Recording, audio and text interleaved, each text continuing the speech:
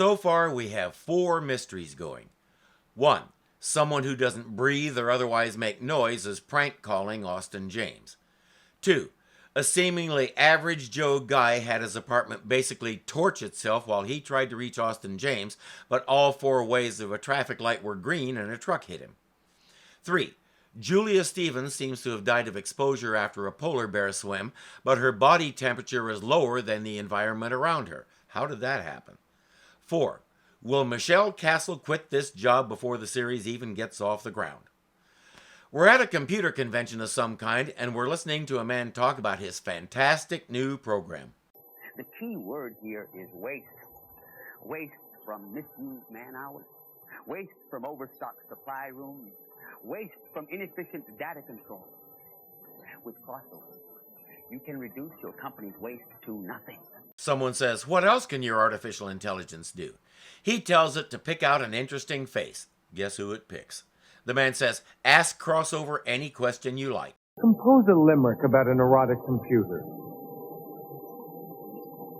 There once was a king of Knossos whose computer was prone to neurosis. It used it one day to nuke Santa Fe, because it's humans who suffer psychosis.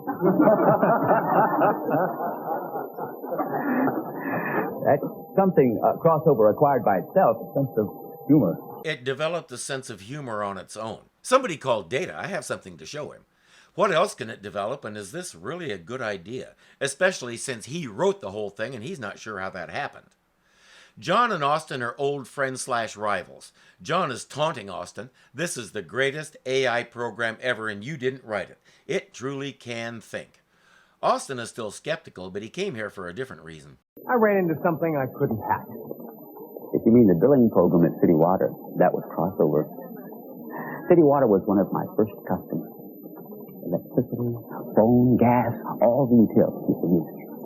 Crossover told me how you tried to break in. If there's one thing movies have proven, it's that giving one computer program control over everything is not a good thing to do. Skynet! What if I told you someone at City Water was using your billing program to skim money? That would be the extra 5 cents on his bill. Do that to enough people and you're talking some real money. I'd say you are wrong.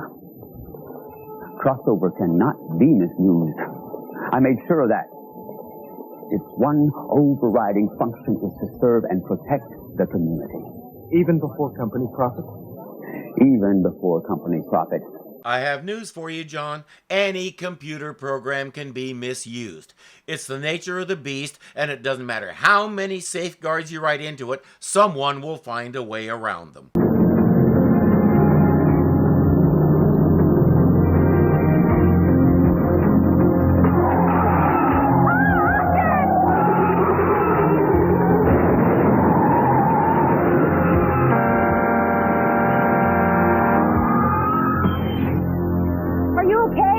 Are you okay?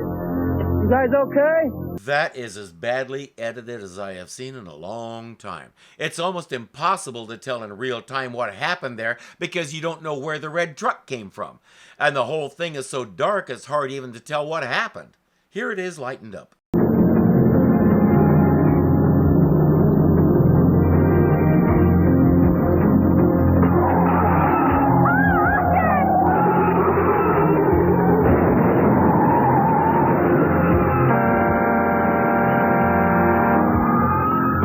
The first second of this clip is supposed to set it up. With it freeze-framed like this, we can see the truck in front, Austin's car, and then the red cement mixer truck behind them. The problem? That 1 second contains 30 frames. The red truck is actually visible and identifiable as a red truck in the last 2. Which is to say, it goes by so fast you can't catch it, so you don't realize it's there. Cut to the driver drinking coffee, the light suddenly changing to red without going to yellow first, and Mickey's scream. Notice in the lightened version of this that we can't see Austin's car behind the skidding trailer, but we can see the cement mixer. Notice also once again that even with more light, the truck is still in the shadows and you can't really see it.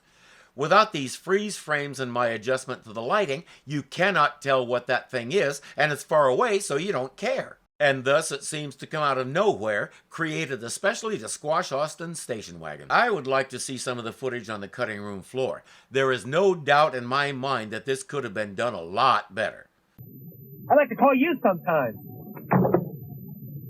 So why don't you? Call him! Caller ID was around by this time, and you can bet Austin has it, so why doesn't he use it? You're always telling me how you're thinking all the time. Don't think. Who do you know who can dial a telephone but doesn't like to talk? Who knows all your unlisted numbers? That's it. That's exactly it. I know everything now. Everything. Who are you calling? CROSSOVER. Took him long enough. Guess who, pinhead? That scheme you set up for overcharging water, I know all about it. Say something now. Austin. Look!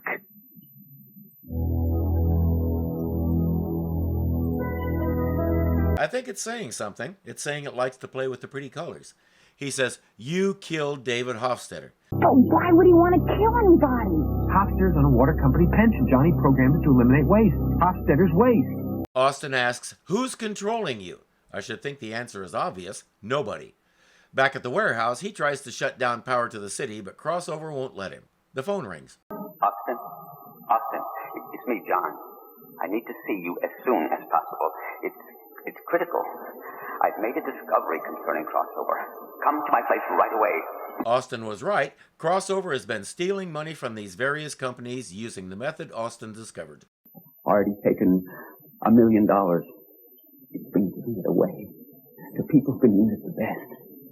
Research organizations, schools for gifted children, hospitals. You've got to understand, it's only trying to make up for the way we waste money. Which road was it that's paved with good intentions? A good motive does not necessarily justify a bad action, especially when it involves killing someone. I gave it a growth mechanism. It uses telephones and electric connections to reach other programs and change it into itself. So companies and utilities and what have you have this program whether they want it or not. By 1988, we had a really good word for such a program, a virus. It's killed one person for sure, maybe more. You're lying. It's a lie. I think Crossover's upset too. He says, "I programmed it to respect human life above everything." Austin says, "You also programmed it not to steal." As Austin presses, the typewriter produces a message. I'm not a child. Oh my God. Austin James is insensitive. Insensitive people are wasteful. Wasteful people should be sent to a better place. Look for yourself. My death warrant. Crossover throws a tantrum and starts making the room go bonkers, then ruptures gas lines all over the building. When there's enough gas, it'll make a spark and blow the place up. Time to go, but Crossover controls the elevator and there's no other way out. John is determined to fix Crossover. John. John!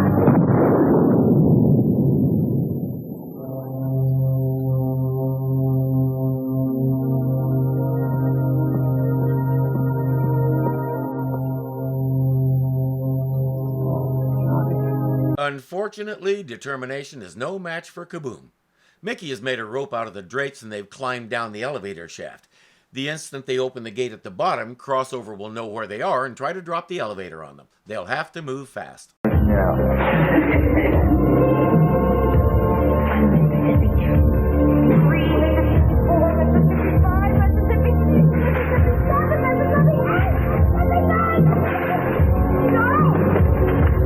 Like that. Now Crossover is looking for them. They have no cash, so they can't take a cab or a bus back to the warehouse. They can't call anybody because Crossover controls the phone company. Their only option is to walk clear across town. They stop to rest in a laundromat. Mickey is feeling pretty useless. You gave me the key to what killed Judith Stevens when you said the flower looked like broken glass.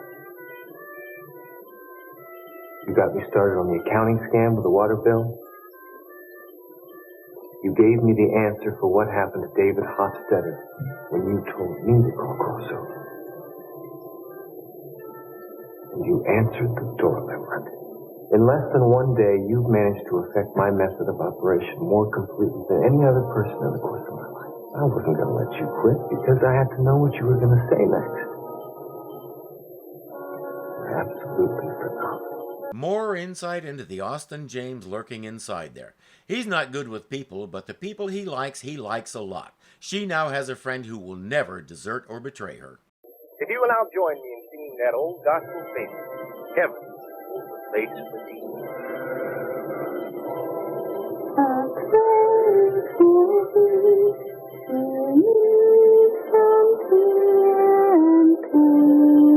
A security camera on a building across the street picks up her singing and identifies her voice. I was not aware that those security cameras had audio capability, but anyway. That's it. I've got it. How to destroy crossover. Scare it to death.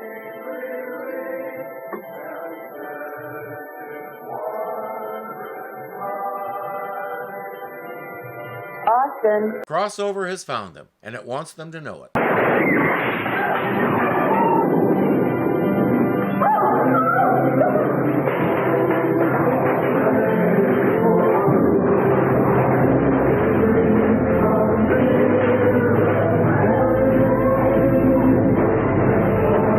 It lost me a little with the dryer doors. Those things aren't electric, they're manually operated. They're incapable of opening by themselves. Likewise with the jumping washers. The only thing that would cause a washing machine to do that is a seriously overbalanced load. And even Crossover can't adjust the load in a running washer. The laws of physics will tell it no. So Crossover needed to eliminate waste, which is to say old people and those on pensions who don't work anymore. But it's supposed to protect human life above all else.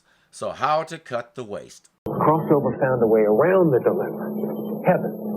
Started listening to religious broadcasts, radio, and television. Time and again it was told that good people went to heaven, and it was a much better place than this tragedy-infested planet we call Earth.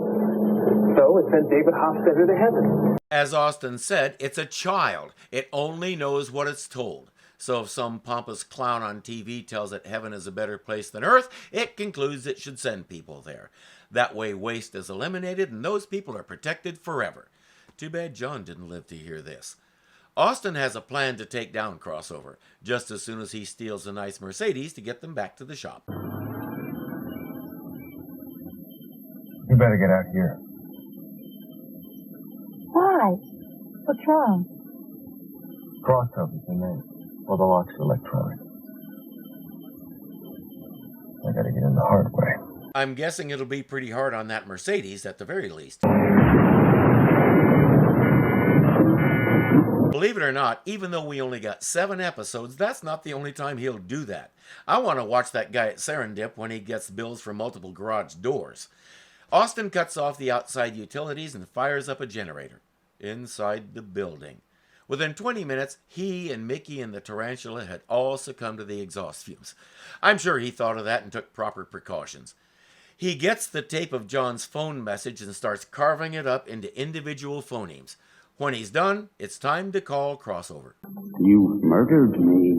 You destroyed your own creator. You're lying, John. I sent you to heaven because you were a good person and deserve to be happy. You're the liar. That was only an excuse to murder me. It says if you're dead, you can't talk. I'm a ghost. I've come to haunt you. Another lie, there are no such things as ghosts. You're a computer recreation. If heaven can be real, why can't ghosts be real? He should follow up on that. But I am a ghost just the same. You're a ghost. I don't want to talk to you anymore. I won't leave you, ever. I'll haunt you until you are destroyed.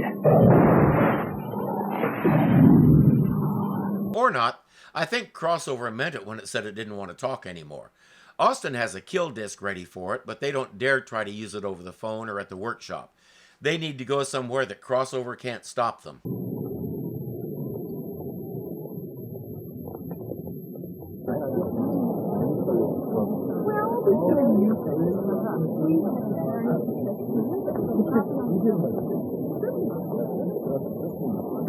They're back at that computer show, and I don't know what that thing does. But Austin just put Mickey on the computer to talk to Crossover while he goes down a manhole, because for some reason he has to do that to insert his disc into what? I assumed one of the computers. They're not down there. He fiddles with some circuits, then tells Mickey to start talking. Crossover murdered John Blaine. I guess the thing on the window is making it reverberate like that? Crossover is a liar and a thief.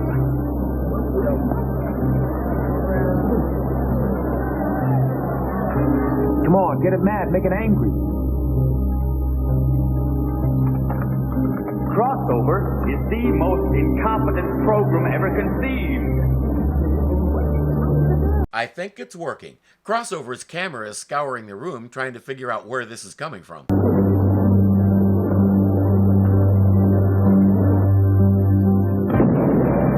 What was that?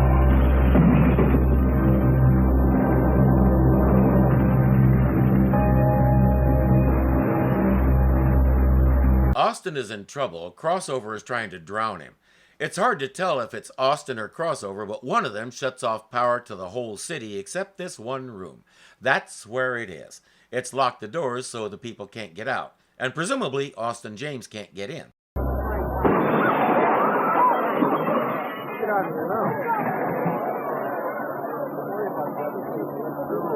It doesn't pay to presume.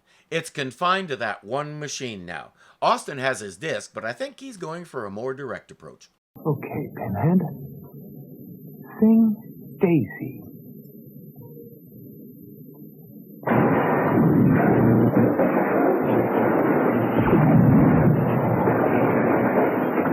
That's your starting note. And 1, 2, 3, 4. You're not singing.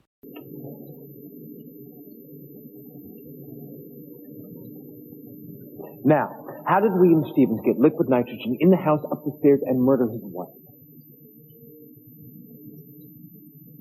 At the warehouse, he's making a crude model of the Stevens house while she's trying to talk severance pay. He's had her taking notes all day, and she asks what she should do with them. Toss them. Toss them? You don't want them? I don't need them. I've got total recall. You made me take dictation with a broken arm and never intended using it? That was the idea, wasn't it? The Austin James School of Torment! It kept her around. He says, you needed that. She's not the only one. I just figured it out. Why you painted yourself blue and hung from the rafters. You did it because you wanted people to wonder why you did it. Because you wanted to be a mystery, even to yourself. Austin James, cosmic enigma, the greatest riddle of all. He says, since your resignation isn't effective until the end of the day, help me figure this out. You want to know how he did it? I'll tell you how he did it. He didn't have to carry any stupid liquid nitro hoochie wine into the house. He didn't have to because he was already there. He made it himself in the kitchen with his chemistry set. That's it! That's exactly it! He's off to wrap this up. She's determined to go with. He says, then finish the limerick you started about me. There once was a wizard named James whose genius exceeded all claims. He could solve out of hand all the problems of man and tell you it's all just a game. Grab your notebook.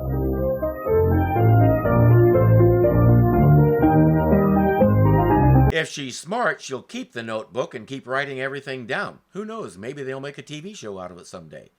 First, I apologize for the audio. This series was hard to find and I have to go with what I can get. Second, I want to know how to make liquid nitrogen in my kitchen with my chemistry set. I was a geek from my first breath, so I enjoyed this. As I already said, I identified with both characters. In that ending, I could really identify with Mickey, who knows her boss is weird. Don't say weird. Say maladjusted. Why? I prefer it. Pardon me. She knows her boss is maladjusted. She knows she should get out of there and find some security, but she can't resist the lure of adventure. Which one of us hasn't fantasized about such a thing? So this show was pretty well made for me. Some of the science was a little, like the dryer doors or an artificial intelligence program in 1988 that could develop emotions and morals, but the story was paced well and we got a really good introduction to our main characters. I'm glad they went with a 2-hour pilot rather than trying to condense this story down into an hour. I honestly can't see how that could be done and have anything of substance left. The show had interesting characters, strong writing, good decision making, the backing of one of the most recognized names in the field of science fiction. Clearly, it had a good budget and good support. So what went wrong? We'll try to find answers as we went along. In the meantime, have you ever heard of this show? Did you watch it? I'm really curious to know if I'm the only person in America who remembers it.